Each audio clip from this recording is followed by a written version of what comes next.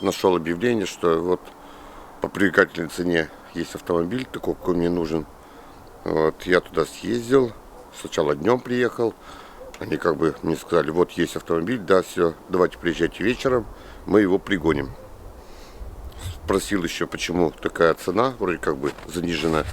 Ну, они как там объяснили, что это от банка, то, что покупатель не смог оплатить банку, поэтому как бы банк забрал, и поэтому по такой цене выставляет, по заниженной цене. Вот, приехал вечером, и так уже как бы уставший, они мне выжидали время, все тянули, оттягивали, говорили, что сейчас приедет машина. Потом, когда уже там часов в 9, наверное, около 10 уже даже сказали, что такой машины нет, но есть, говорит, другая. Вот, предоставили мне другую машину. И они еще даже тянули, ну, часов, наверное, до 11 вечера.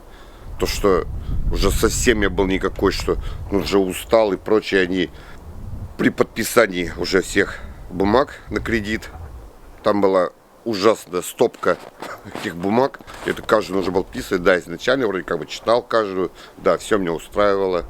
Но, видимо, в этой же стопке и было подсунуты какие-то бумажки. И все, и нормально, как бы типа сделка состоялась. Все, машину мне выгнали. И когда я уже, наверное, только на утро, когда посмотрел все эти бумаги и посмотрел, что там кредит выходит, что не на 5 лет, а на 8 лет, и большая-большая переплата.